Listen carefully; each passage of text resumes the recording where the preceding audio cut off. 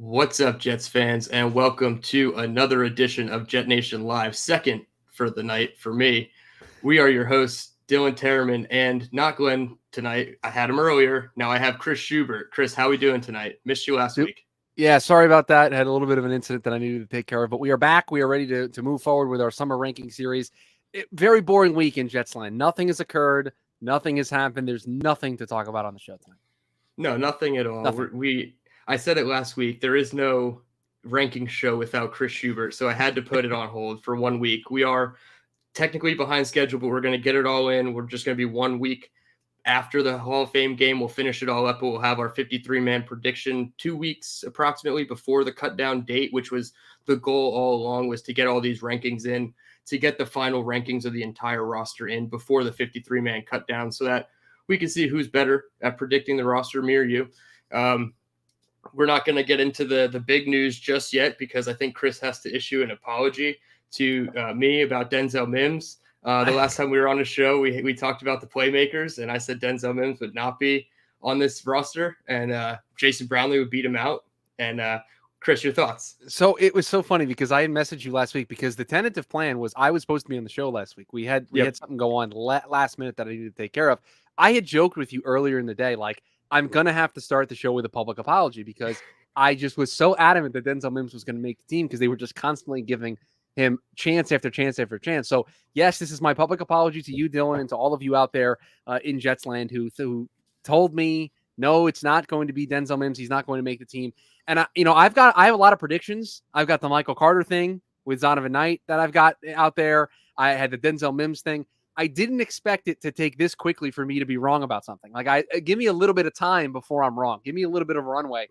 But no, I'm 0 for 1 so far here in the offseason for roster prediction. So I will not have a full perfect 53 because I had Denzel Mims on there and he's not going to make it. So I can only go 52 out of 53 now. And as much as I do appreciate the apology, I can't say that I'm clean in this either. I said Brownlee's probably not going to make the roster, and they're only going to carry 5 wide receivers, so that's still a mystery. Maybe they do carry 6 with Cobb, and then Brownlee sticking on as wide receiver 6, but he's been playing well, so I'm glad to see. Every day at camp you hear about him doing something, so it's one of those things where it's like he might be able to sneak in there as the 6th guy. We'll see if he's able to contribute on special teams. That might be his path. Exactly. And for any of those of you listening that might have missed it, Glenn and I got on here earlier about 5 hours ago, and we were able to chop it up for about 45 minutes about the camp updates because Chris and I are going to be focusing on the summer ranking series mostly. So Glenn and I were able to go and do that. So you can follow the JetNation YouTube channel. You can find the video there. It's about 45 minutes, about 5 or 6 hours ago from this recording. So we're going to get into some of the news. Obviously, there's some non-offensive line news to get into tonight. Just wanted to get your thoughts, one, on the Rodgers restructure. He's going to make a ton less money than we thought, $35 million haircut on his contract. So what are your thoughts on the Rodgers deal and what that means for the team moving forward? Yeah, I have a lot of thoughts. So hopefully I can keep these concise and keep us on track. One, it makes a ton of sense, right, for Rodgers. He has done everything up to this point correctly, right? The way he handled the trade, the way he handled coming here, the way he handled being with the media, the way he handled being at OTAs, everything he said when speaking with the media, everything so far has been handled with A+ grades. The contract, adding to that ledger, adding to that great start that he's had here to New York is no surprise because I think he looks at it and say, I'm going to give up $30-something million right now, but I can probably make that money down the road with things if I continue to ingratiate myself with this fan base in this market, and this will pay dividends down the road. So great, smart business decision by him because it ingratiates him to his teammates. I think it's going to make his teammates want to play harder for him because he's showing to them, right, I'm bought in. I just gave up $34 million so that we can continue to build a winner, not just for this year, but for 2 years, because that contract is structured in a way where he's playing next season. Unless they win a Super Bowl and he tries to ride off into the sunset, they're playing next season. Now, I will say this, that for all the people who pointed out the fact that, he's taking the Tom Brady approach, right? He's taking less money so that they can build a winner, that they can go out and pitch to other veterans to want to come here and play. I get the overall point you're making, but that doesn't necessarily work right now. You have to have an established culture of winning in addition to being able to point to a guy like Aaron Rodgers who's given up money and say, this is what you want to be a part of. The Jets are still an unknown in terms of what they're going to be in 2023. So to me, the dividends that will be paid off here for the idea that Rodgers took less money, I think really pay dividends in 2024. And it's a catch-22 for the Jets because they will then have already been a winner and have had success. And then it's easy to make the sales pitch and the money doesn't really matter that Rodgers gave it up. Or they didn't play all that great and you wonder if people are going to want to sign up. So that's the thing that I would push back on there, is that I don't know if this is really going to all of a sudden wow a bunch of free agents. They're going to be like, oh, I'll take less to come play with Aaron Rodgers and the Jets. There's still that cloud hanging over this team of how good are they truly going to be? And so I think that only gets answered by their play in 2023. So the fact that he gave up the money, I don't know if it necessarily facilitates anything for this season. Yeah, I think all the things that have happened on the offseason timeline for the Jets, including this restructure, just kind of prove everything that you're saying, and that they've talked the talk all summer long, but until they actually start putting W's on the record, they can't walk the walk. And free agents, yes, this is an attractive spot compared to 1, 2, 3 seasons prior, but it doesn't really mean anything until you actually get the wins. And I think as the wins come, those names will become bigger and bigger star names like the Devontae Adams of the world. Can I jump in, because there's a Absolutely. player that I'm gonna make the parallel here. The Jets are bringing in Dalvin Cook for a visit this week, right? Yep. I don't sit up here and think that Dalvin Cook is going to take less money than what he was originally asking for now to play with Aaron Rodgers because Aaron Rodgers took a pay cut, right? It just now the money freed up means the Jets can afford to pay Dalvin Cook what he's asking for. But this idea that players are going to all of a sudden take massive haircuts in line with Aaron Rodgers to be able to build the super team, I don't think we're there yet. I think that that's putting the cart in front of the horse. The 2023 season has to play out. I think if Dalvin Cook comes to the New York Jets and he's visiting apparently with them all weekend, it is going to be because there was 33.7 or whatever the number is $1 million that just recently got found, and the Jets can afford to give Dalvin Cook the contract that he might be asking for because now they know what their cap number is for the next 2 seasons. Exactly. It certainly is that exact what you said. It's going to be another 1 or 2 million squeaked into the deal that was freed up from Aaron Rodgers. I never thought it was Aaron Rodgers is taking the deal now. Everybody's going to take right. The Dalvin deal. Cook's not taking the league minimum now to join up and play with Aaron Rodgers now after this. That's not how this works. No, and maybe they do up their offer by 1 or 2 million. I believe it was Craig Carton who broke the news of the visit originally. He said that they're about 1 maybe 2 million off. I think that's what the tweet said. So if they are that close in negotiations, they could easily find that middle ground based on that added money that they just got from Aaron Rodgers. But yeah, I think Dalvin Cook should be not let out of the building to go see the Patriots on his visit without a contract offer from the Jets in paper. So he doesn't necessarily have to sign it, but if they leave without an offer, I feel like that's kind of treading murky waters. Yep. We do have a comment from KD. This was the last bullet point before we get into the offensive line. Do you guys have any thoughts on the Peyton comments? Glenn and I gave our thoughts earlier. Saleh didn't really have much to say. He did say on the Michael Kay show, you expect more from people. And I think that's kind of the sentiment that I'm going to give right here, is that Sean Payton's been around the league long enough that you don't really just like take shots at other coaches. And it seemed like from Ben Albright's tweet that people in the Broncos organization in their building are not very happy. They were a bit surprised and taken aback from his comments. So, I mean, you can say what you want about the Jets, and I think it's a lot of false narratives, especially the Hard Knocks thing, which is just completely fabricated. But you'd expect that from somebody that worked at Fox in the media or at any media outlet prior, but not an NFL coach. So that was kind of the extent of my bit there. I'm not going to allow Sean Payton's comments to impact any of my thoughts for the 2023 season. I will say this, though. The Jets traded for Aaron Rodgers. They're being talked about, fair or unfair, whether or not they put the expectations on themselves. They are being discussed in the elite tier of the AFC and being talked about as a Super Bowl contender, as a team that has missed the playoffs for 12 consecutive seasons, has the longest active drought among the 4 professional major sports in terms of not making the playoffs. So, yeah, when you have that as the backdrop and you're being talked about as a Super Bowl favorite, guess what? Comments like that are going to come from all over the place. You just got to let them roll off your back, and that's what Robert Saleh did today when he addressed the media with it, handled them perfectly. And guess what? Beautiful thing about this game is Sean Payton can make those comments about Nathaniel Hackett. These 2 teams play each other very early in the season in Week 5. That's when it's going to be settled. That's when the Jets are going to be able to say, you know what? All those comments you made, Sean Payton, I guarantee you, Robert Saleh didn't talk about it at all today in camp. I guarantee you, in the lead up to that Week 5 contest, it is going to be all over that locker room. And that's when you use this information. Right now, it doesn't bother me. Listen, I'm a Jets fan. We talk about this on the show all the time. I have very realistic expectations for this team in 2023. I cannot consume myself in random shots that other teams and other people are going to make about the New York Jets. There's just not enough time in the day. No, there really isn't. And I think that Saleh did exactly what you said and took the high road today, because when he circles back to this, it's just going to fire his guys up that much more. They were already tweeting, talk your shit, coach, do what you got to do. But like they understood that like it was kind of swept under the rug for now. But come week 5, when that popcorn's in the microwave, getting ready to pop, that's what's going to be on the bulletin board. There's also no benefit to going tit for tat with Sean Payton. Just let the games play out. And in week 5, if you beat him and all of a sudden the Jets, let's say they win that game and they're 4-1. Okay, guess what? That's going to speak more than anything you could have said in July.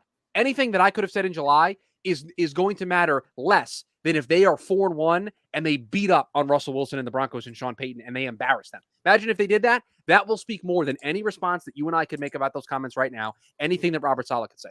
Let the games play themselves out. Because guess what? The Jets have an opportunity. If they want to shut up Sean Payton and they want to make him look foolish for those comments, week 5 is their opportunity to do it, not now in July. Yeah, absolutely well said. Just wait till the games are played. Don't get mad at anybody in July. It's not worth it. Also, it's like it's not malicious. It's just it's a back and forth. Like it's what we do. Like it's fun. Like I find the fun in it, right? It's like, okay, Sean, you want to say that? Great. Can't wait to see you in week 5. Like that's the way I look at it. It's a fun little back and forth. Is it weird for Sean Payton to have said it? Yeah, absolutely. But like, I don't now all of a sudden go, "Ooh, I hate Sean Payton and the Broncos." Like, no, like, oh, okay, say what you want. It's fine. It's fun.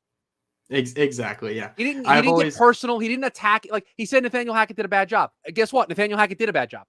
Like, it's just true. Like, yeah, the whole dirt on the 20 hands things kind of confused me because I want to know. Obviously, I just want to know a little bit more, and I think he was opening the door for a lot of people to be speculative in that case of like what actually did happen. And it was kind of a shit show in Denver, and that the result was he got fired midseason. So it is a tough look, but yeah, I think at this point, coaches need to just talk about their own teams for a little bit. And I liked Billy Turner. We can segue this. Billy Turner's comments on Instagram saying that it sounds like a coach who walked in on the first day and realized the pile of shit that he had in front of him. So I love that. Backing up your offensive coordinator. Yep. I like Billy Turner responding like that. Like this is all in good fun. Like we can do this. This is fine.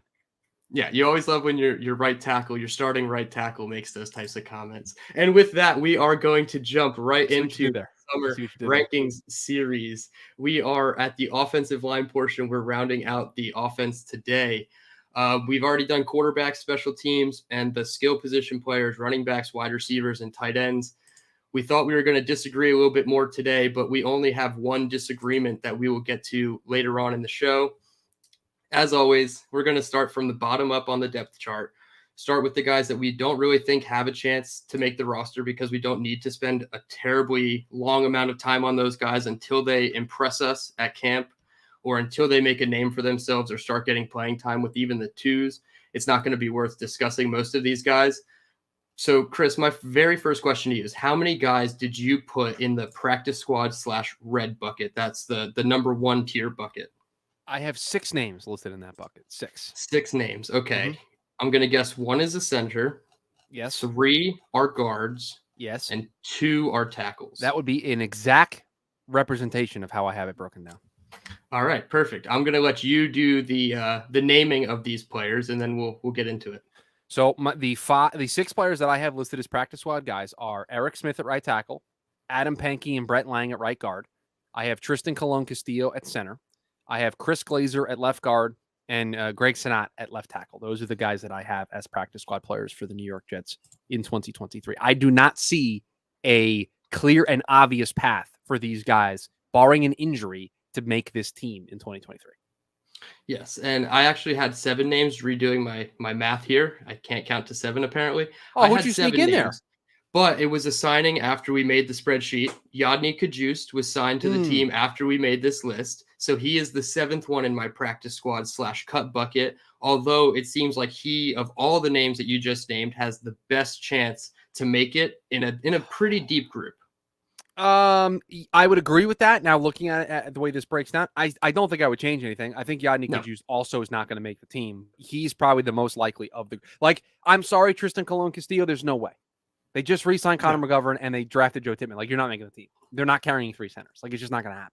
And technically, Schweitzer is in the mix for center. So, like I said on the earlier pod, McGovern's with the 1s, Schweitzer's with the 2 and Zach Wilson, and then Tippmann's with Boyle and Strevler with the 3s and 4s. So you have a 3-man battle. I think Castillo could be in that age range where he's a practice squad eligible candidate.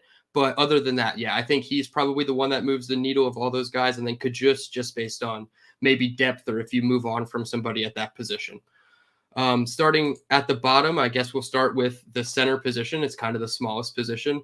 I didn't have Schweitzer in here. I only had McGovern versus Tittman. Obviously, you have veteran versus rookie. Connor McGovern signed this year to a $1.915 million deal that's ranked 33rd on the team. I have him in the solid bucket. I mean, he came back on a minimal deal after a shaky year at best last year. I know he was solid at some points, but then had really down moments last year. So he came back on a deal that didn't really, give him the starting job. But then they signed Tittman. I don't know how I feel about it. I said a couple times now that Joe Tittman's the starter, but McGovern's going to get all these reps with the ones for now. So how do you see this playing out? Because I think it's a bit of a battle, but maybe the team doesn't necessarily see it this way. Yeah, look, I mean, these rankings that we are going to do are our own personal rankings. But I will say, I did take into account when looking at this the idea that the New York Jets let Connor McGovern hit free agency, and they were poking around in other areas before deciding to bring Connor McGovern back. They were evaluating Ben Jones, whether or not that's an area that they wanted to go down. They were looking at potentially replacing Connor McGovern at center. So with that being said, do the New York Jets feel like Connor McGovern is a franchise center? Do the New York Jets feel like Connor McGovern is a good, great center if they were easily looking to replace him? Not only did they attempt to replace him in free agency, after signing him to a one-year deal, they used their second-round pick on drafting his long-term replacement. So you take that into account. You take into the account of he had an up-and-down year. How would I describe, if you asked me, what do you think of Connor McGovern as a center? What would I say? I would say he's a solid center. Well, guess what? We just so happen to have a bucket that's called solid and is the green color. So that's what we did. We have Connor McGovern in the green bucket. And it's simple as he is a solid player. He's not a long-term answer, so you don't look at him as a franchise. They're going to easily replace him. Do I consider him in the upper echelon of centers in the league? No. He's good enough to get you through a game and to just be a reliable veteran presence there for you under center. And then with Joe Tittman, rookies are net neutral. It's what we've decided here on the show. So he goes into the questions bucket because he's a rookie, because I have no idea the way that this is going to play out. I'd like to see Tittman win the job. But again, they re-signed McGovern to a one-year deal, so I'm not necessarily all that surprised that he's currently working with the ones, and he looks to be in line to be the week one starter. Exactly. And just for contrast on the money purposes, I said McGovern makes 1.9 this year as a cap hit. Joe Tittman's cap hit is 1.5 million. So it's not a matter of they're paying McGovern, so they need to start him. We got $3.5 million to go into two centers here in 2023. Exactly. Although we do have Tittman in the questions bucket, he clearly has the widest range of outcomes. He could be anywhere from, questions rookie going into next year to good to great next year. I'll say it. Could be the second best offensive lineman behind AVT. Oh, I have zero issue saying this. This might be one of those hot takes that comes back to burn me like the Denzel Mims take, although this one I have a little bit more longer of a run rate because we have the whole season. I wouldn't be surprised if we talk about Joe Tittman as a franchise center next season.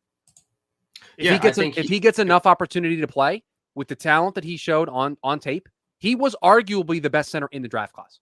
It was between him and John Michael Schmitz with how you felt. I was a JMS guy personally, just because I had the opportunity to see him in person and I just loved watching him. But Joe Tittman was close. Like Joe Tittman was right behind JMS in my mind. And so it's not unfathomable that the range of outcomes is next season when we do this, that we talk about Joe Tittman as his floor being a good to great player and his ceiling being a franchise player. Now, again, he's got to get on the field for us to say that. If not, he's going to just be in the same bucket he is now. But yeah, his range of outcomes is extremely wide. Just depends on whether or not he plays and how much he does play. Yeah, and I was a big JMS guy too. I mean, we had at least 2 or 3 conversations down at the Senior Bowl that week about JMS specifically. So we were all loving on JMS. So for sure. But I agree. You could have him in almost a franchise bucket going into next year when you do this exercise, because I look at it like Breece Hall. You and I were conflicted. Do we put him in franchise or good to great? Well, without the injury, he's a franchise running back playing 6 games. So you apply that to Tittman. He takes over the starting job week 11. They go on a run. They make the playoffs. He plays 8 games in his rookie year, but he plays the back end and he plays really well. You can argue that he's either good to great or franchise based off how he plays or whatever. So I can clearly see a path for him to be a number, the tier 5 group of players. And like I said, second best behind AVT is clearly in his future. So with all that said, do you still think that McGovern is the starting center week 1 when my Buffalo, comes to MetLife in our legacy whites? Yeah, look, by the way, I love those jerseys. They're just fantastic. They're just Shout out to Sack Exchange. Yeah, they're just so good. I have been on record saying that I thought Joe Tittman would be the starting center. it's the beginning of camp. I don't want to read too much into it, but I do think it's telling that McGovern's working with the ones and Tittman is working with the threes. Right? Is it because they want to move him along slowly and they don't want to throw too much at him? And maybe behind the scenes they have a plan where they're going to work him through, and by the time week 1 rolls around, he's going to be ready to go. That's a conceivable path that they could be taking. But that being said, this is an all-in season. They are going for it in 2023. Part of me feels as though their default position is this guy knows what we want him to do. He's been here before. The guy to his left and the guy to his right, he played with last season, so he knows how to help those guys out. And he is a veteran presence. And at the end of the day, Aaron's going to have a big say in this. If Aaron wants Connor McGovern to be the center, no offense to Joe Tittman, then Connor McGovern's going to be the center. So I originally Tittman was going to be the starter. I'm now flipped the other way, 60-40. Connor McGovern the starter. Tittman might have an outside chance. And it's 60-40 growing towards the overwhelming momentum being for McGovern. Yeah, I think you hit on the 3 points there. Continuity with the guys on the offensive line, experience. He's been in this league for a lot longer than Tittman, obviously. Mm-hmm. And then the rapport you have with Aaron Rodgers. I think the rapport with Aaron Rodgers is probably the most important, because if Tittman is balling out with Rodgers and is doing fine, there is no reason for him not to be with the ones and to get every opportunity possible. So I think it is very telling. Perhaps after the Hall of Fame game, Joe Tittman does well and he gets bumped up to the 2s or whatever, and there's a slow progression there. I just hope it wouldn't be a case where it's, Garrett Wilson getting 9 snaps against the Ravens because they wanted to start a guy like Lawrence Cager. So let's not do that to Tittman here. Don't overthink the position. And they have guard flexibility as we get into the guard position. Either of them, I think, whoever loses this job, even Schweitzer, can get you out of a game at guard. So that's also something important to look at, is offensive line puzzle pieces and where you can place people if an injury happens. So if they feel Tittman is better, with guard versatility as a backup, then that goes into their decision too, hey, let's start McGovern. You have 3 guards making the roster? I have 3 guards making the roster. Yes, I do. And those 3 being AVT, Laken Tomlinson, and Wes Schweitzer? Yes, I think that's pretty much the most chalk position. I think it has been all off season. We've known the 2 starters have been Laken and AVT. And here's why, right? We can get into the nuances of these players, but AVT and Laken Tomlinson, because AVT is awesome and because of the contract that Laken Tomlinson has, you put those guys in there as your starting left guard and right guard. We'll give where bucket we put them in, but those are the 2 guys that I have as starters. And then Schweitzer, I think, is the perfect backup to just have for both sides. And the added thing that I think is really important here, Dylan, is AVT can play both spots. AVT can go anywhere on the offensive line. So yes, you want him to just be in one spot. You want him to be your right guard, but the versatility of him being able to basically play 4 of the 5 spots. I mean, the only place I haven't seen him play is center at the pro level. He's played everywhere else. I think he could play center if we asked him to, but he's played all 4 spots on the offensive line other than center. That versatility, it helps. If Laken Tomlinson's got to go down in a game, you can kick AVT over to the left side. That's where he started. And then you can, you've got options if you want to move some people around. So that's the thing that really kind of makes this interesting to me, is why they would carry 3, is because I think Schweitzer can be a swing, play both, and AVT can also play both. And Laken Tomlinson is the guy you paid a lot of money to. So I'm not sure if you're still a Madden player currently or not. I've given up on the game a couple years ago, but I always used to take my best interior player and put him at backup, both guards and center. And I feel like you got to have that guy. Schweitzer. Any injury that goes down, I want that guy going in. Exactly. So he's the first man up at 3 of the 5 positions on the line. And yeah, I think AVT, will get into all the possible offensive line combinations when we wrap up this discussion, but AVT is that chess piece. And, to a similar degree, Billy Turner, somebody will get into, but these are guys you can move all over the line. And I always go back to the Elgton Jenkins of the Green Bay world if we're making a 1-to-1 comparison with Rodgers. Elgton Jenkins played 4 of the 5 positions in his first 3 or 4 seasons in Green Bay. So AVT could clearly be used to do that. And for all those reasons, he's a franchise right guard. He wants to be right guard majority of the season. That's kind of the plan. But like you said, shit can hit the fan and he could have to go anywhere. And I think he can get you out of a game at center. He's an all-pro level guard. We've seen it. And he's clearly at least a Pro Bowl level tackle on both sides. So easiest franchise bucket for me. Oh, I didn't even consider. It was one of the first things I did was I put AVT in the franchise bucket. This is a no doubter. My guy plays 4 positions on the offensive line at a Pro Bowl level. He just does. He can go anywhere the team asks him to. Now, listen, do I want AVT to be my long-term right tackle? No, I don't think so. I want him to be inside. But if I need him to get me through 2 games, Guess what? I have zero concern that that's going to be a hole on the Jets offensive line. I'm more concerned about what it does to the interior because he's no longer there. Like, that's the concern that I have. So listen, this guy's a franchise player. He's a franchise player because he's an elite guard. You worry about his health. You worry about him staying healthy, but he's an elite guard. He can play both spots, play left and right. And at any given moment, because he did it last year, he can go play left tackle. He can go play right tackle. He can switch in the middle of a series, in the middle of a game, just moving around like a chess piece. That is something very unique to have. And so he is one of the franchise players that I have for this team. Remember, I only gave out 5 franchise grades, 5 on this team. I gave 1 away with Aaron Rodgers. This is the only, I gave 3 on offense. Garrett Wilson was 1, and we gave AVT the other. So we got 2 on defense for me. That's it. There's no other franchises to be handing out on offense. AVT is one of those guys. Yeah, AVT, it's like you said, it's the easiest thing. The first thing you do when you look at the spreadsheet, when I did my rankings overall, put AVT right near the top, homegrown player. He's entering his 3rd year, so he's eligible for the 5th-year option. I believe you've covered that on one of your TDN daily shows. I believe they do lump in all the offensive linemen together, whether you're a center or a tackle. So the price is going to be steep when you look at the number, but when you consider that he can play tackle and guard at a very high level, it doesn't really matter. And I suspect the Jets will pay him more like a tackle who plays guard than a guard who plays tackle, because somebody in this league is going to pay AVT if he ever hit free agency. So you have to make sure that this man is well taken care of on your offensive line. I'll give it away. I have AVT as my 5th rated player on the New York Jets for the 2023 season. Ooh, that's really exciting because I feel like I'm in that same kind of range. Let's go check. I believe he's 5 for me as well. Yep, that's perfect. He's a top 5 player on this team. He's technically the last of our franchise buckets. Then we have 5 each on the team. But still, when you're one of those top 5 guys and Aaron Rodgers is one of those guys that you just acquired this season, I think that's a very good thing, not only for the team, but for Joe Douglas's resume and for him when it comes time to get a contract. So we can move on to his running mate at left guard, Laken Tomlinson. Not quite the franchise tag bucket I'd put him in.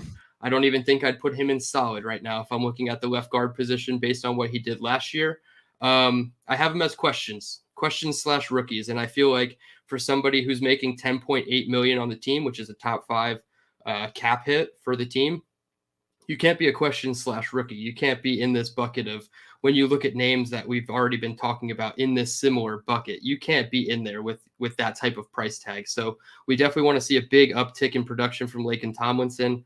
That being said, his ceiling to me is good to great. If he gets back to his San Fran form, I know he's in his early 30s. I still think he has some good quality years left in the NFL if he gets back to that form. Mainly run blocking. His pass pro's never been, stellar, but run blocking was always his thing. So I want to see him get back to that this year. Laken Tomlinson is a very interesting evaluation when looking at the 2023 New York Jets. He might be one of the most important players on the offense. Truly. Yes. What happens with Laken Tomlinson in 2023 might dictate the success that this team has. He's a first-round pick in Detroit, doesn't necessarily live up to that expectation. Goes to San Francisco and unlocks something. In that Shanahan offensive scheme, he finds something. The Jets go and bring Robert Saleh over. They go ahead and bring LaFleur over, and they want to run a very similar scheme, a very similar system. So they go out and bring a guy who excelled in that system. Well, Laken Tomlinson here in New York has been more of the Detroit version of himself than he has been the San Francisco version of himself. So which version are the New York Jets getting in 2023? Are they getting the Detroit version? Are they getting the San Francisco version? Are they getting the Jets version? Which version of Laken Tomlinson are they going to get? And so because that's where I sit, and when I have to try to put together an evaluation for Laken Tomlinson, those are the thoughts that roll through my head. How is he not in the questions bucket? Now, his ceiling is good to great. If he plays the way he did in San Francisco, he's a good to great player. But if he continues to play the way that he's playing, and he has in his tenure in New York, he's going to stay in that yellow bucket, and I'll have question marks of whether or not he's a starter. So that's where the evaluation currently sits for me, is I need to know what version we're getting here in 2023 of Laken Tomlinson, and I think it's the biggest key along this offensive line. Other than we'll talk about another guy here in a second that I think is probably the biggest question mark, but Laken Tomlinson's got an argument. Yeah, I think they're neck and neck with being the biggest X factor. I think you can get around one more so than the other, but yes, I agree. The guy we haven't talked about yet, I think you can get around more than you can get around Laken Tomlinson being bad. That's my opinion. But that's important to note too. And I think that also what's important to note with him specifically is what the coaches say about him. You hear Salah talk about flag bearers in his press conferences, guys that know the system, that want to bring the other guys along so that they're not doing football 101 for so much longer in offseason camps. They're getting into the 201s, the 301s of football speak and getting into that install process faster. I think Laken Tomlinson could be one of those guys. You just need to then go do it on the field. And I'm not saying he can't be as bad as he was last year. He certainly could, but my expectation is he's going to be better. It's just a matter of, can he be better enough to keep the job? Because Wes Schweitzer is kind of right on his heels. If he doesn't win the center job, can he push Laken for left guard snaps? I think he could. And for that reason, looking at Schweitzer as a left guard or right guard too, I have him as a solid. How do you have Schweitzer? Yeah, I am as a solid as well because of the versatility, right? He can play Yeah. a bunch of different spots. That's a really nice, unique trait to have. And you mentioned it earlier. He's going to probably be a backup at 3 different spots. He could be your backup left guard. He could be your backup right guard. He could also be your backup center if you don't want to address Tippmann in the early going. So to have a guy that can play all 3 interior positions and play them at a pretty solid level, is he going to be a Pro Bowler at any of those spots? No, but he's going to be solid enough to get you through a game and be able to potentially, in a pinch, play 2-3 games at a position. That's a nice thing to have. And so I view him as a solid. I will say this on my depth chart, despite having Laken Tomlinson in the yellow questions bucket and Wes Schweitzer in the green solid bucket, I have Laken Tomlinson listed ahead on the depth chart.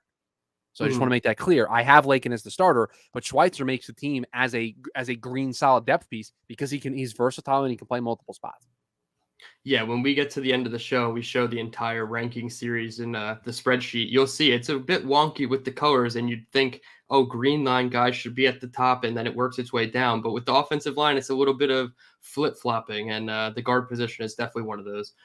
Before we get into the tackle position, we do have a couple questions here in the chat. Charles, says, "Sup, guys? If we sign Cook, who will be on our running back roster?" I think the one you have to look for potentially being cut or practice squatted would be Bam Knight, only because Which they didn't use would be brutal. I'd have to issue another public apology. Exactly. Now, I did give myself a hedge. I did hedge and say if they got Dalvin Cook, everything I said doesn't matter. So I was pretty clear about that. But it's not. It would be 0 for 2. It would not be a great start for me. It wouldn't be, but I think that's unfortunately the guy that would have to be left off. They didn't spend a draft pick on him, so you would have Michael Carter, Dalvin Cook, Breece Hall. Those are your top 3 guys, and then you'd probably have just Israel Abanikanda as your 4th, rounding out the entire room. I'll tell you, you'd hope rant's going to come. The Izzy Abanikanda rant's going to come all the way back around if they sign Dalvin Cook. It's going to come full circle. I'm going to start yelling again. Because I just posted on Twitter a hot take about Israel Abanikanda. He could lead the team top 3 in explosive plays. He broke off a 50-yard run in practice the other day, and that kind of sparked my thought. Like, those are the range of outcomes for a guy like him. But if they sign Dalvin Cook, yeah, you're kind of putting a wet blanket on that fire that could be, but you're also doing that with Bam Knight. So it makes it a little interesting. But I think if you sign Cook, Bam would be the guy that you're on edge about, saying, can we practice squad stash him without him getting plucked away? And we do have Sideshow here. He did put F the Jets in the comments. Hashtag thanks, keep pounding. Appreciate and then he did follow it up with just some friendly banter. I dropped a like. So we do appreciate you. Hey, it'll come full circle on August 12th when we're down there in Charlotte playing at Bank of America Stadium. And the Jets defensive line is coming after rookie Bryce Young, QB1. So we'll see. But we do appreciate your viewership. And at all, I root for the Panthers. I don't hate on them. They got a very good roster and a very good coaching staff. They're one of my favorite teams going into 2023, man. I think they might. I was going to say, following your ranking series, I don't necessarily disagree. I don't agree with everything you said about them, but there is so much reason for optimism with everything they got going on in Carolina. So glad to have you there, Sideshow. One more here. Somebody has some thoughts on Peyton. Bart says the Broncos will finish 6-11, and he'll be a color commentator for Fox the following season. I'm selling this take. I'm selling it too. I think they gave up way too much to have him just for 1 year, kind of like the Jets and Aaron Rodgers. They gave up too much for it to be a 1-year thing. Maybe if the Broncos win the Super Bowl, Sean Payton will retire. I still don't see it that way. That's too dramatic for a coach. But hey, the Broncos kind of do have a wide range of outcomes. They could be very good in the AFC West. They could be very bad. So I think it's kind of just wait and see, but he does have a lot on his plate in terms of turning that team around. They could be marketably improved from where they were last year, and it may not matter in the grand scheme of things in the playoff picture in the AFC, and that won't be entirely their fault. Yes, 100%. And with that, we're going to get to the These tackles the give me nightmares. premium Gives me position on nightmares. the offensive line. You I want to know have what the keeps me up at night as a Jets fan? It's these two positions on the team. 100%. I have the Jets keeping 5 offensive tackles. That would be a total of 10 offensive linemen, your 5 starters, and then your 5 backups. 1 backup offensive tackle, 1 backup tackle who can play guard, 1 backup guard, and then 1 guard who can play center. So you have a lot of options, but I came away with 10 total offensive linemen with 5 tackles. Did you have it the same? I have 10 total offensive linemen. I have 5 tackles. I have no idea. One of them might not make the team.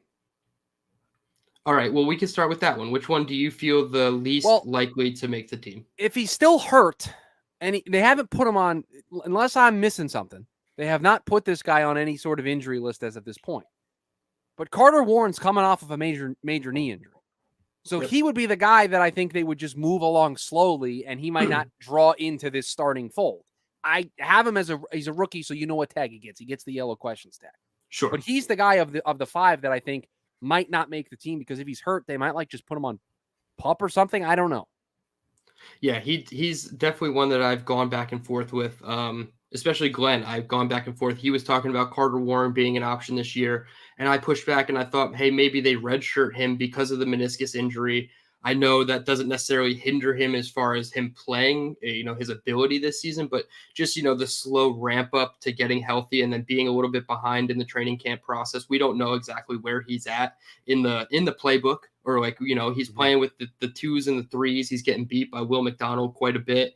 We've seen that in the practice tweets there. That might say more about Will McDonald than it does Carter Warren, but fair 100%, 100%. But that was always the one thing, is I think Carter Warren was not a good run blocker, but a good pass protector. So if he's getting beat in pass pro, he's probably a big liability in the run game as of right now. I'm not going to assume that about him, but yes, I agree. If there was a way to put him on the practice squad, maybe they could consider it. But because you put a 5th round pick on him, I think they're going to keep him on the team. So yeah, he stays in the questions rookie bucket. His ceiling doesn't go very high, maybe solid. I just don't see enough playing time for him to jump up a tier for me. So I feel like next year he'll be in this round. And he was a 4th round pick, not a 5th round pick.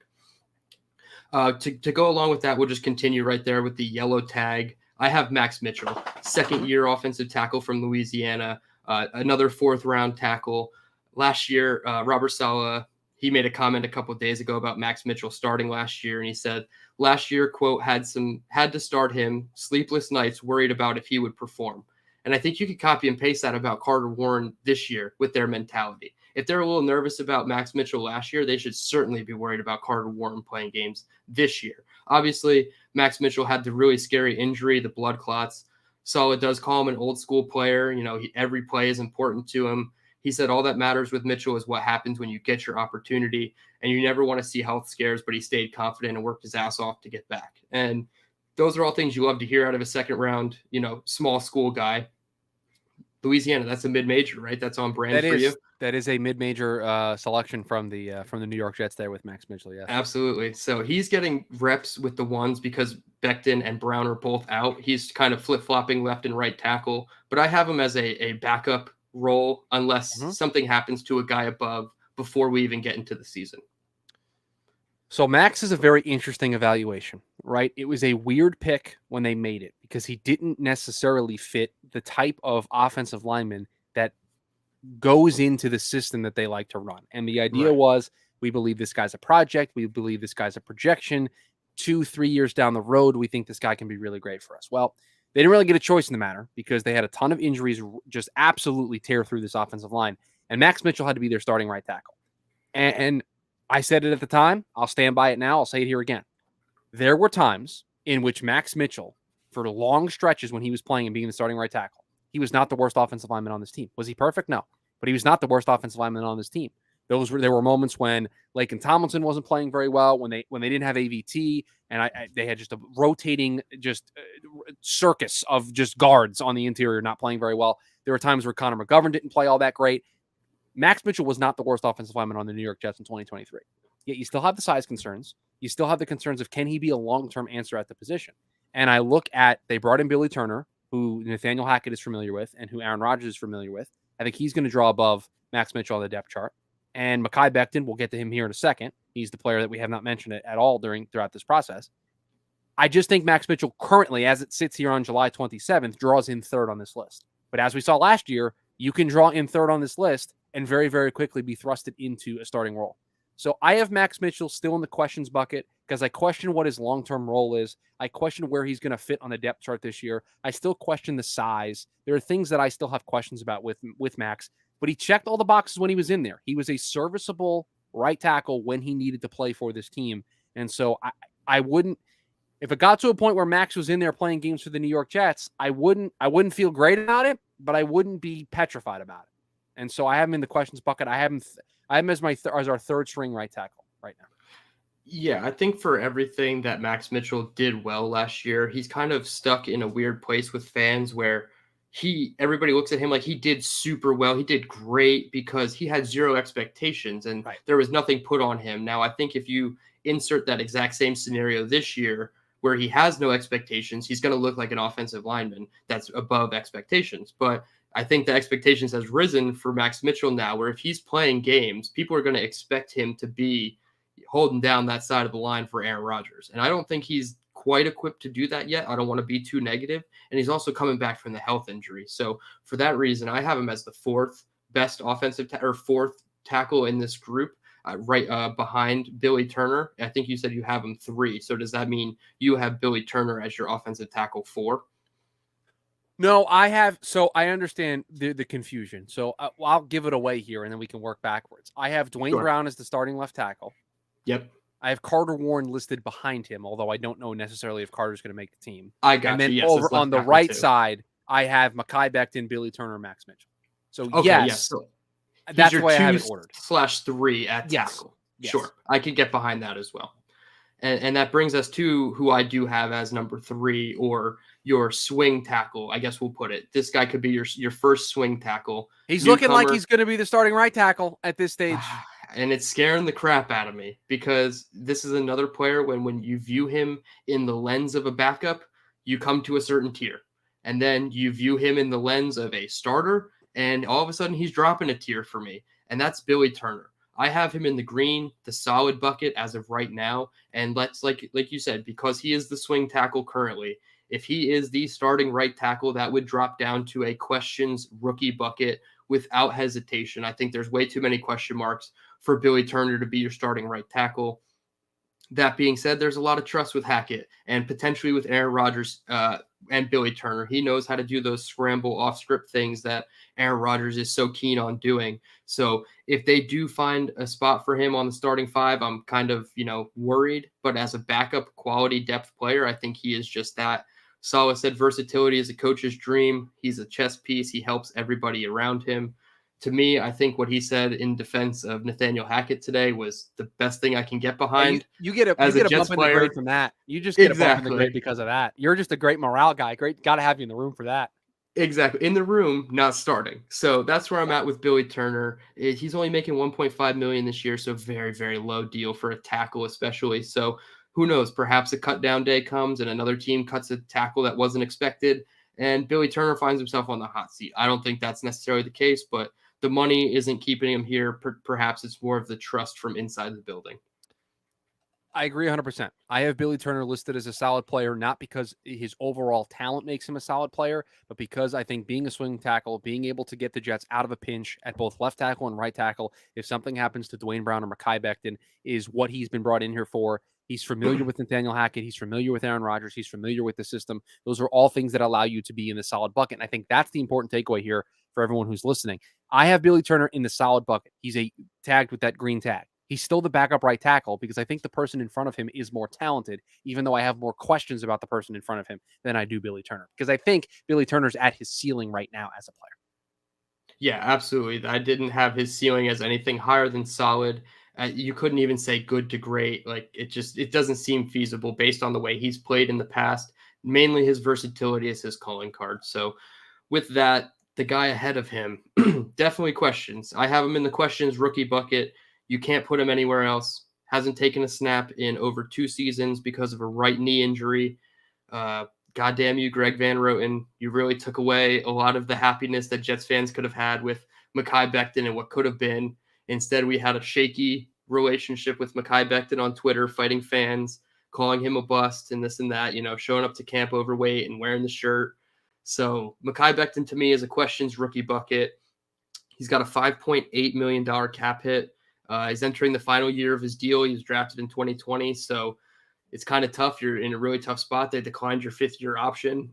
So your options are really just to play hard, stay on the field as much as you can, and hope that if it's not the Jets, somebody sees something in you to pay you. And I think that that's the case. I'm not going to, venture out on a price tag for Mekhi Becton, but he could be a $20 million tackle if he stays healthy and he played like he did as a rookie. He could also find himself as an $8 million per year kind of tackle 3 option for a team moving forward if he can't be consistent. So questions rookie for me, but like you said before, the biggest, literally biggest X factor on this team, Mekhi Becton. We know when Mekhi Becton is healthy what he can be for the New York Jets. The problem is it's been a very, very, very long time since we've been able to see that player in a New York Jets uniform playing for the New York Jets. And it all kind of lined up going into this offseason of, okay, Mekhi, it was a brutal training camp for you last year, getting hurt right away and your entire season being lost. But this is a contract year for you. You're going to get to play and protect Aaron Rodgers. You're going to get to play for a win now team. You can go out there and erase all of the doubt that people have about you. You can remind everybody of the player that you were in your rookie season. And we are just a couple days into camp, and we are already asking the question of, is Mekhi Becton going to be healthy enough to play a full game starting week 1 of the regular season? He did not practice today because of the knee. And Robert Saleh said it's just something that is day to day, and we're just trying to get him in a position where he's going to be able to play week 1. We're trying to get him in a position where he's going to be able to play in week 1. That scares me. That scares me a lot. And so when we look at this, I want Mekhi Becton to be the starter because I think he's more talented than Billy Turner. And the questions, and spoiler, he's in the questions bucket for me, is can he be healthy? Right now, it's 50-50. And so we're going to let the process play out, and we'll let training camp play out to see what happens. But I don't love this. This is not great. And the fact that the Jets went into the season allowing this to be the situation that they have at the right tackle spot is very, very concerning to me. But we'll see. I would love for him to be the starter week 1. Every piece of empirical data that I have tells me that that's not going to be the case. Yeah, and Glenn and I mentioned it earlier, that interview that he did with Bob Glauber earlier in the summer where he said it is what it is with the current coaching staff and his, relationship with them. I think that was kind of the writing on the wall of this relationship is at least at the very worst or at the very minimum fractured, and could be repairable. But if Mekhi Becton doesn't win that left tackle job, and we'll get into Dwayne Brown and my thoughts on who's going to be left tackle, right tackle, but if he doesn't win that left tackle job and he does, put on a big thing that he's only a left tackle, he doesn't want to play right tackle for the Jets, they have no choice. They have to move on. You're not in a position where you're keeping him for contractual purposes. He's in the final year of his deal. So somebody could just easily take that on and you're taking a minimal hit. I don't even think you take a hit if you trade him. The only thing is you do have a much bigger question mark at offensive tackle. We'll get into the offensive line combinations. That's where you could use an ABT type of player, but no Mekhi Becton on this team is not a good look for your best 5 offensive linemen. Mm-hmm. I said it with Tippmann. I'm going to say it with Becton too. At this time next year, this guy could be your second best offensive lineman. That just goes to show the variance in the offensive line. Obviously, the talent is there for Mekhi as well as Tippmann, but that number 2 spot, that number 2 ranking on the offensive line is wide open. But with this last guy, I'm going to fill that spot. I'm going to go out on a limb and say that this guy we're about to talk about is currently the second best offensive lineman on the Jets behind AVT. Yeah. He was a Pro Bowler in 2021. He is a 5-time Pro Bowler, for 1-time All-Pro overall, two different teams before here in Houston and Seattle. We kind of have a lot of the older Seattle players, grouping up on the Jets, 2 defensive linemen and an offensive lineman, and that's Dwayne Brown. I think Dwayne Brown is in the good to great bucket. I'm just going to say it right out the gates. I think he's more than solid. You look at the guys we've talked about as solid: Billy Turner, Wes Schweitzer, who else do we have? Connor McGovern as a solid earlier. Like, I don't think Dwayne Brown is in that mold. Last year, he played with one arm, and literally they had to create an award for the guy for being so selfless and just playing with one arm, essentially. So he's in the good to great tier. Now, I have to caveat that by saying it is the good side. It is not anywhere near the great side. It is the good side, but when we get to the final rankings, I think people are going to be a little bit taken back by where I have Dwayne Brown, because right now he's a lot closer to the top 10 than I think people realize, at least from my perspective. Dwayne Brown in the solid bucket for me. Here's our disagreement, everybody. Here This it is is. I can't get there. He's a guy that's been injured the last couple of years, and I know he's been able to play through it, but the Jets can't. The Jets have a 37-year-old left tackle who gets injured on a pretty regular basis. Like, I'm sorry, you can't. You're not good or great if that's the case. You're 37. He's fine. He's good. He's a good player. He's a good player. But the thing that knocks him down into the solid is here. On his merits, he's a good, great player. But I've got questions about the idea that he's 37 years old. So what do I do when I have those two competing averages? Just go right in the middle, baby, and go into the solid bucket. And so that's what I have. I have a good to great player who's been able to battle through some injuries. He's battle tested. He decided to come back. He could have easily walked away and retired and walked up into the sunset. He wanted to come back and play for the New York Jets in 2023. Those are the things that put me in the good to great bucket. But then the big thing that constantly hangs over my head, my dude is 37 years old playing left tackle in the National Football League. Yep. That's a big thing to have over here on this side of the equation. So I decided to split the difference. Maybe I'm putting too much on the fact that he's 37 years old, but it just concerns me, man. This is a young man's game. He's going to be on the opposite side of a lot of elite pass rushers that are going to try to get through him to get to Aaron Rodgers. And I would like to be a little bit more solidified in what we've got there. So I have him as a solid player. I'm not like upset at you for having him in the good to great. I get it. I'm just hedging a little bit more with Dwayne Brown than you are. Well, then I'm going to come out and say I'm totally mad at you for having him as solid. No, I'm just kidding. That's no, fine. But when your left tackle 1 and your quarterback 1 have an average age of 38 in the NFL, what do we like? That scares me. That's concerning. Yes, when you have a league and a division, especially full of pass rush talent. We've already talked about the Jalen Phillips, the whole thing. We've talked about the entire division. They have pass rushers across the board, even the Patriots with Matt Judon. So it's going to be interesting. I do think he is good to great. I do have questions, but they are just a little bit less of questions. It's mainly injury related. But when I go to project his role, I put it in Sharpie that this guy's a left tackle. Like I really don't think it's a competition. He's not coming back for year 17 to potentially change positions. The coaches had to have said, hey, if you come back for this year, we're making a legitimate run with Aaron Rodgers and you are going to be his blindside protector. So that's just my thoughts on, I don't think it's much of a competition. It's mainly just going to come down to, does Mekhi Becton want to play right tackle for the New York Jets in 2023? Right. Agreed 100%. So that covers everybody on the team. As I pull this up, there's a problem for you here though, because I've given you the last couple of disagreements. And so I'm kind of owed one here with Dwayne Brown. Oh yeah, for sure. So I'm kind of owed this going my way. We're gonna get into it. I guess I can nudge a little bit. As you see on the rankings here, I'll make the screen a little bit less wide so you can see the entire offense. Every single person now has been bucketed, except for Dwayne Brown. He's the last one. He's our last disagreement. We do have the offense keeping 27 players. Yeah, it's a lot. It's a lot. We now have 30 spots out of the 53 taken up, so we have 23 for the defense. So I feel like we'll have to do a little bit of shuffling. We can get Denzel Mims out of there. Oh yeah, I forgot we have Denzel Mims still in the green or in the yellow, so that definitely takes away one. He can just go to the red; it will be okay. He can just get. You can just leave spreadsheet. Just get him out of there. That's fine. So too. We'll do that housekeeping real quick. So we're at 26, which makes me actually feel a lot better because then that's 29, which leaves you 24 for the defense, which makes me feel a lot better. I still think we're going to have to trim one down. I think there's an obvious trim spot. I think there's an obvious trim spot. I think Zach Kuntz could just end up being a practice squad player, right? I think that's okay. I was going to push back and say Bawden, but I know that the fullback has become like a right. Well, no, we can't get rid of the fullback. We can't get rid. No, we can't get rid of Bawden. All right. So yeah, I guess if we had to pick one player each, it would probably be Bawden versus Kuntz, and I can get on board with Kuntz being the guy.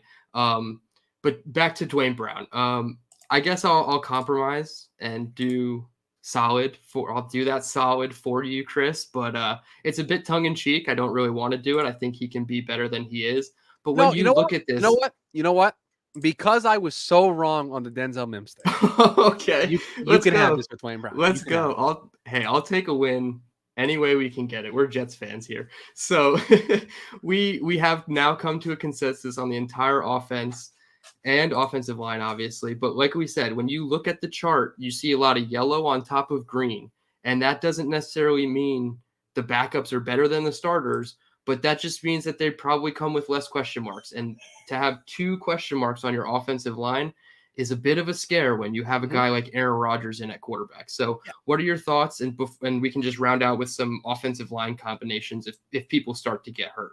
Yeah. So I think the other important thing too is that the reason why we have Laken Tomlinson and Mekhi Becton, or at least I do, and I know you have it the same way, ahead of guys that we have in the green solid bucket is because I think the ceilings are much higher on Laken Tomlinson and Mekhi Becton.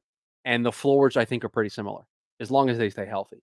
And so that's why we have those guys in front. But there are guys that have questions because Laken Tomlinson 2022 was not a good season. And for Mekhi Becton, the question is he going to be healthy?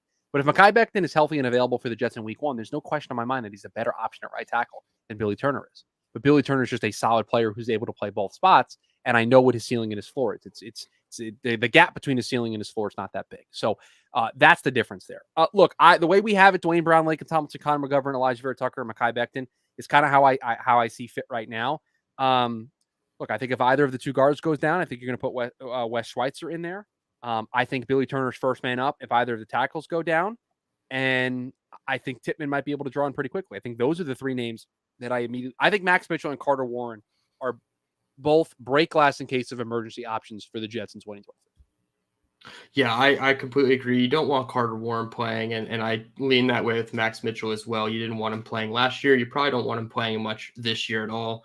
That being said, if you do get rid of Mekhi Becton or he doesn't stay healthy, you're so thin at the tackle position, you have to play one of those guys or pick up a guy that's cut. So I have 3 names here. I guess obviously AVT could bump out to right tackle, and then you would put Schweitzer in at the guard spot. So you could play a little bit of, puzzle piecing around with the Sure. offensive line.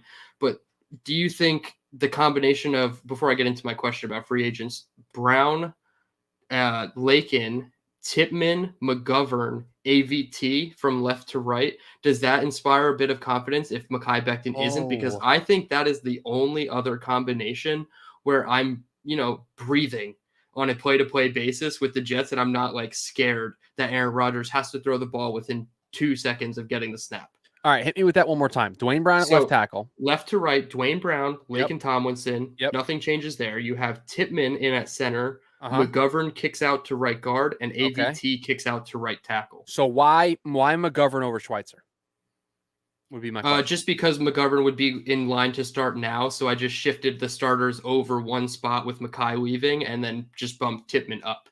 You could Yeah. go Schweitzer too, but then I don't think McGovern on the bench. I think it'd be McGovern, Schweitzer, AVT, and no Tippmann. Yeah, I'm okay with that. I would feel okay with the idea of kicking AVT out to right tackle, starting Tippmann. I mean, Tippmann would be a question mark as a rookie at center, but I think Yes. that's to have Dwayne Brown and AVT and feel really good about your pillars on the outside. And if Laken Tomlinson could be better than he was in 2022, then you feel good about some of your interior stuff. I wouldn't hate that. The interior would be the weakness because I'd have more question marks there than anything else.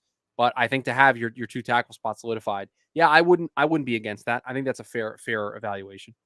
Yeah, and like you said, solidifying the tackles, I think, is paramount as opposed to establishing your interior trio. If you can be rock solid on the outside, whether it's Brown Becton, Brown AVT, whatever combination you come up with, if they can be solid on the outside for Aaron Rodgers, the interior, yes, it matters. Interior pass rush is a huge thing. Defensive tackle is like the pseudo premium position on the defensive line as well. But I just think tackles are more important than guards. So to get those guys solidified any way possible is your best outcome. And then you kind of patchwork the interior if you can. But like we said, the center position is going to come down to Rodgers' trust, and then it kind of works out from there, injury wise, concern wise.